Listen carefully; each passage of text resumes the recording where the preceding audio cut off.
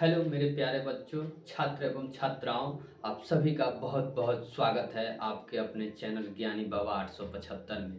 तो हम आप लोगों को यह बताने जा रहे हैं कि आप जो परीक्षा देने जाएंगे 10th का ना, तो उससे पहले आपके पास ये जानकारी होनी चाहिए कि किस सब्जेक्ट में कितने नंबर का ऑब्जेक्टिव प्रश्न आता है, कितने नंबर का लघु उत्तरीय, कितने का दीर्घ उत्तरीय और कितने नंबर का आपके पास जो प्रयोगात्मक परीक्षा होता है उसका अंक मिलता है। तो आइए देखते हैं एक एक बात को बहुत ही अच्छे तरीके से।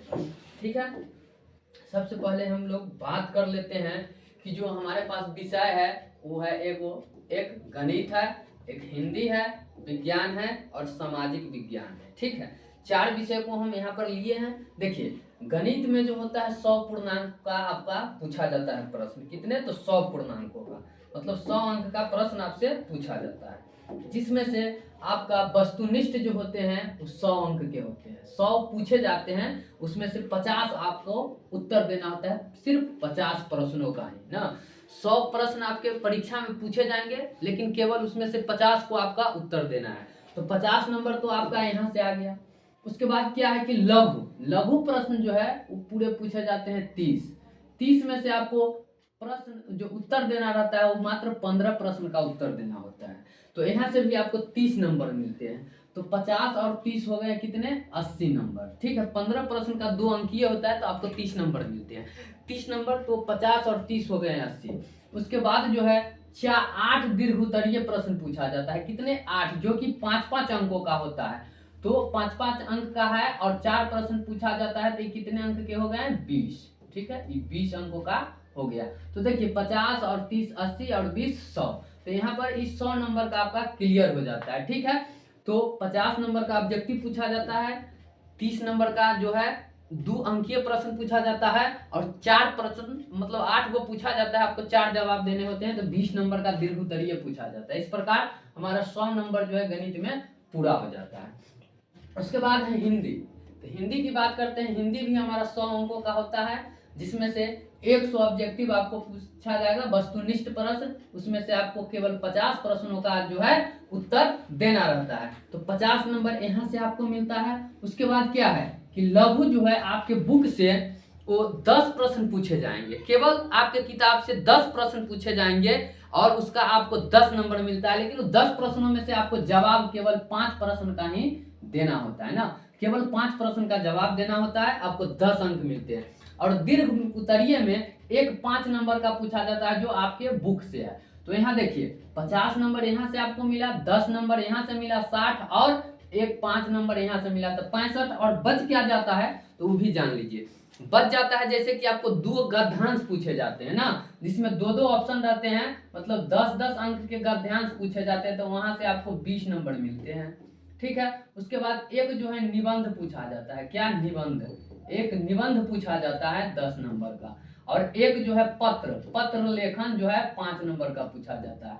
तो यहाँ से आप लोगों को 100 नंबर हिंदी का कहाँ से आता है वो समझ में आ गया होगा कि किताब से आपको केवल 15 जो प्रश्नों का 15 नंबर का प्रश्न पूछा जाता है, वो आपके किताब से पूछा जाता है, लघु और दीर्घ मिला के। ठीक है, 20 अंक का आपको गद्यांश पूछा जाएगा, 10 अंक का निबंध पूछा जाएगा और 5 अंक का पत्र पूछा जाता है। इस प्रकार से हिंदी का भी 100 नंबर पूरा हो जाता है।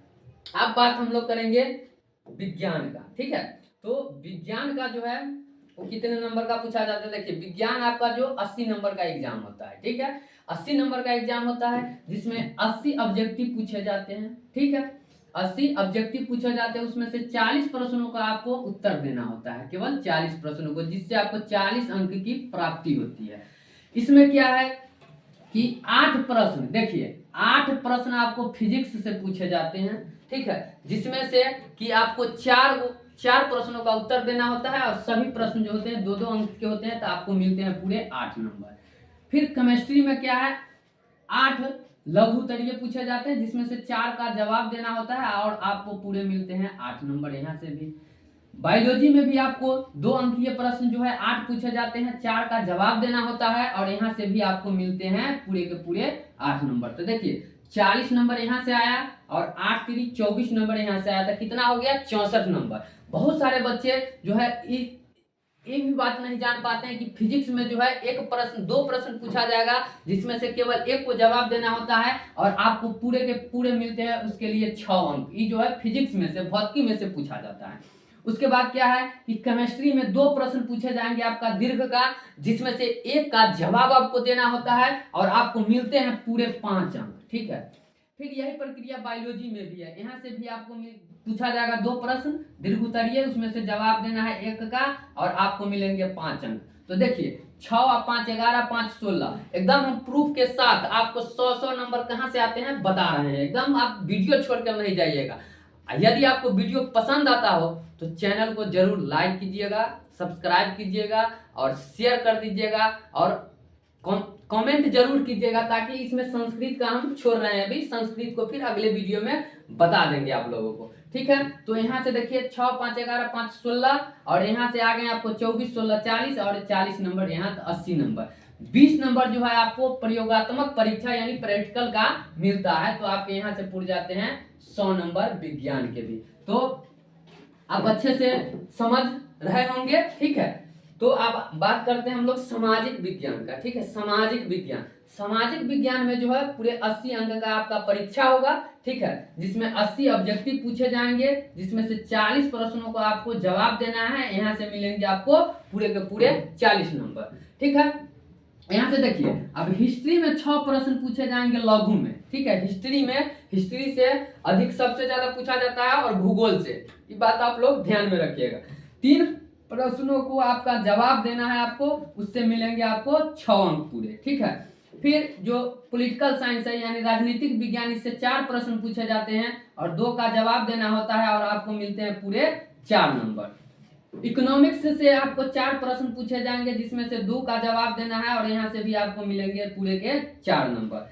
और भूगोल से, ठीक है, ज्योग्राफी से, भूगोल से आपको 6 प्रश्न पूछा जाएगा लघुत्तरीय में, जिसमें से 3 का जवाब देना होता है और तीनों प्रश्न होते हैं 2-2 अंक के। इस प्रकार यहाँ से भी मिलेंगे आपको 6 अंक। फिर है क्या, आपदा प्रबंधन ना, आपदा प्रबंधन से आपके 4 प्रश्न पूछे जाते हैं, जिसमें से 2 का जवाब देना है और आपको मिलते हैं पूरे 4 नंबर। तो देखिए एकदम 6 4 10 4 14 26 20 और 4 24, 24 और 40 कितना हो गया 64। अब इधर देखिए इतिहास से आपको 2 प्रश्न पूछे जाएंगे, जिसमें से 1 का उत्तर देना होता है और मिलते हैं आपको पूरे 4 अंक। ठीक है, उसके बाद अगर राजनीतिक विज्ञान का बात करें तो यहाँ से 2 प्रश्न पूछे जाएंगे और 2 प्रश्न में से 1 का उत्तर देना होता है और 1 प्रश्न का आपको 4 अंक मिलते हैं। यहाँ से भी इकोनॉमिक्स में मतलब कि अर्थशास्त्र में भी वही बात है कि 2 प्रश्न पूछे जाएंगे, 1 का उत्तर देना होगा और आपको मिलेंगे 4 अंक। ठीक है, उसके बाद क्या है, ज्योग्राफी में भी 2 प्रश्न पूछे जाएंगे और आपको 1 का उत्तर देना है, जिसके बदले आपको 4 अंक मिलेंगे। तो 16 नंबर आपका यहाँ से आ गया दीर्घ उत्तरीय से। तो इधर जोड़े थे 64 और 16 कितना हो गया 80 और 20 नंबर जो है आपके प्रयोगात्मक परीक्षा से मिलेगा। तो यहाँ पर भी क्या हो जाएंगे पूरे 100 अंक। तो आपको यदि यह वीडियो समझ में आया होगा, ये जो पूरी हम आपको यहाँ पर लिस्ट बना के बता रहे, इतने अच्छा से आपको देखने को कहीं नहीं मिलेगा। एक एक प्रश्नों को हमने बारीकी से आपके लिए बनाया है। यह वीडियो आपको पसंद आता होगा तो इस वीडियो को लाइक कीजिए, शेयर कीजिए और हमें कमेंट कीजिए, ताकि आपको संस्कृत के बारे में भी हम अच्छे तरीके से बता दें आपके एग्जाम हॉल में जाने से पहले।